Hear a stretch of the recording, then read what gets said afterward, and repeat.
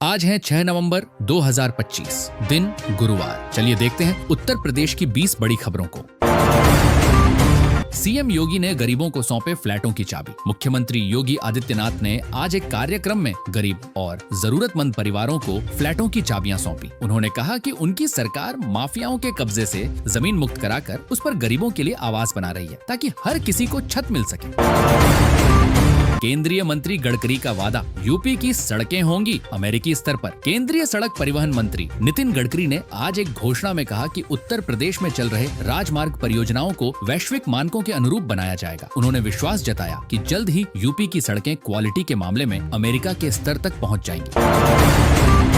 Duty पर reels बनाने वाले पुलिस कर्मियों पर कार्रवाई। मुख्यमंत्री योगी आदित्यनाथ ने पुलिस विभाग को कड़े निर्देश दिए हैं कि संवेदनशील या ड्यूटी स्थलों पर सोशल मीडिया के लिए वीडियो रील्स बनाने वाले कर्मियों को तुरंत ऐसे स्थानों से हटा दिया जाए। ये निर्णय पुलिस अनुशासन और सरकारी कामकाज की गंभीरता बनाए रखने के लिए लिया गया है।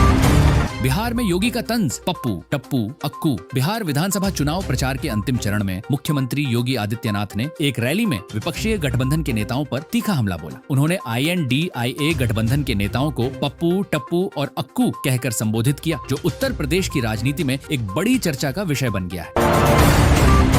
यूपी में ठंड की दस्तक, तापमान में गिरावट। उत्तर प्रदेश के मौसम ने तेजी से करवट ली है। दिन में हल्की धूप है, लेकिन रात और सुबह के समय ठंडक काफी बढ़ गई है। बाराबंकी में सबसे कम 13.5 डिग्री सेल्सियस तापमान दर्ज किया गया। मौसम विभाग के अनुसार आने वाले दिनों में ठंड और बढ़ेगी, लेकिन बारिश की कोई संभावना नहीं है।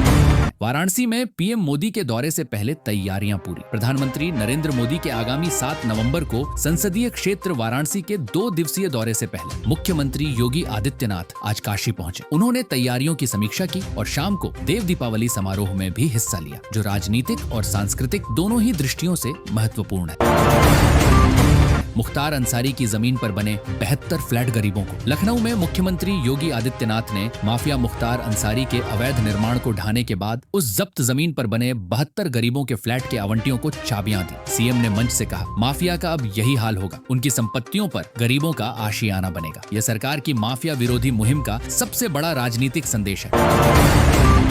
नया नारा, 2017 से पहले माफिया की कोठियां, अब गरीबों का घर। मुख्यमंत्री योगी आदित्यनाथ ने अपने एक सार्वजनिक संबोधन में कहा कि 2017 से पहले माफिया डीजीपी आवास के सामने अपनी कोठियां बनाते थे, लेकिन अब उन्हीं की जमीनों पर गरीबों के लिए घर बनाए जा रहे हैं।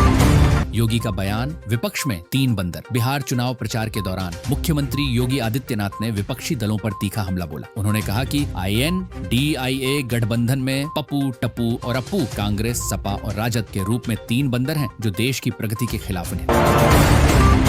फिर दोहराया वादा, यूपी में अमेरिका जैसी सड़कें। केंद्रीय सड़क परिवहन मंत्री नितिन गडकरी ने उत्तर प्रदेश और बिहार के लिए बड़ा वादा किया है। उन्होंने कहा कि वह इन राज्यों की सड़कों को अमेरिका के मानक तक लाकर दिखाएंगे, जिससे बेहतर यातायात सुविधाएं मिलेंगी।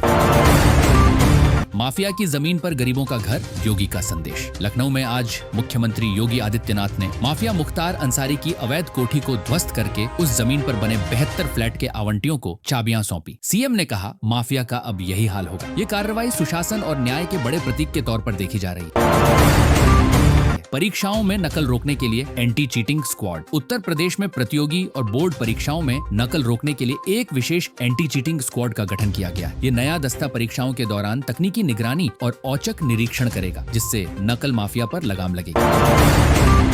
इलाहाबाद विश्वविद्यालय में ऑनलाइन अटेंडेंस लागू। इलाहाबाद विश्वविद्यालय और उससे जुड़े कॉलेजों में शैक्षणिक अनुशासन बनाए रखने के लिए आज से ऑनलाइन अटेंडेंस उपस्थिति सिस्टम लागू कर दिया गया है। छात्रों को अब बायोमेट्रिक या डिजिटल माध्यम से अपनी उपस्थिति दर्ज करानी होगी।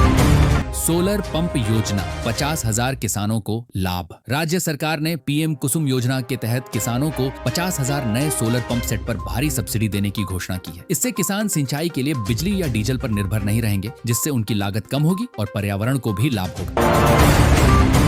गन्ना किसानों के भुगतान के लिए नया पोर्टल। उत्तर प्रदेश सरकार ने गन्ना किसानों के बकाया भुगतान की निगरानी और तेजी लाने के लिए एक नया ऑनलाइन पोर्टल शुरू किया है। इस पोर्टल पर किसान सीधे अपनी शिकायत दर्ज करा सकते हैं, जिससे उन्हें पारदर्शी तरीके से और समय पर पैसा मिल सकेगा। यूपी में 2000 डॉक्टरों की भर्ती मंजूर। राज्य में स्वास्थ्य सेवाओं को बेहतर बनाने के लिए उत्तर प्रदेश सरकार ने 2000 नए डॉक्टरों और पैरामेडिकल स्टाफ की भर्ती को तुरंत मंजूरी दे दी है। ये भर्ती ग्रामीण और दूर दराज के इलाकों में स्वास्थ्य सुविधाओं को मजबूत करेगी। कानपुर मेट्रो का ट्रायल रन सफल। कानपुर शहर के लिए एक बड़ी राहत। मेट्रो रेल परियोजना के पहले कॉरिडोर का आज सफल ट्रायल रन पूरा हुआ। अधिकारियों ने जल्द ही इस कॉरिडोर को आम जनता के लिए खोलने की घोषणा की है, जिससे शहर में ट्रैफिक जाम की समस्या कम होगी। यूपी बना मोबाइल मैन्युफैक्चरिंग हब नंबर 1। चौंकाने वाली बात यह है कि उत्तर प्रदेश अब देश में मोबाइल फोन निर्माण का सबसे बड़ा केंद्र बन गया है। सरकार की मेक इन यूपी पहल के कारण राज्य में बड़ी अंतर्राष्ट्रीय कंपनियों ने निवेश किया है, जिससे लाखों युवाओं को रोजगार मिला है। जहरीली शराब से 8 की मौत, अधिकारी निलंबित। गोरखपुर के एक गांव में जहरीली शराब पीने से 8 लोगों की मौत हो जाने की खबर है। इस गंभीर घटना के बाद सरकार ने तुरंत कार्रवाई करते हुए स्थानीय पुलिस स्टेशन के प्रभारी और आबकारी विभाग के कई अधिकारियों को निलंबित कर दिया है। अयोध्या इंटरनेशनल एयरपोर्ट पहला चरण जल्द पूरा। अयोध्या में बन रहे महर्षि वाल्मीकि अंतर्राष्ट्रीय एयरपोर्ट का पहला चरण जल्द ही पूरा होने वाला है। इससे पर्यटन और तीर्थ यात्रा को बढ़ावा मिलेगा। यह एयरपोर्ट अयोध्या को दुनिया के कोने कोने से सीधे जोड़ने में महत्वपूर्ण भूमिका निभाएगा। तो ये थी आज की यूपी की 20 बड़ी खबरें। अगर वीडियो पसंद आया हो तो लाइक करें, शेयर करें और चैनल को सब्सक्राइब जरूर करें। मिलते हैं अगली वीडियो में। धन्यवाद।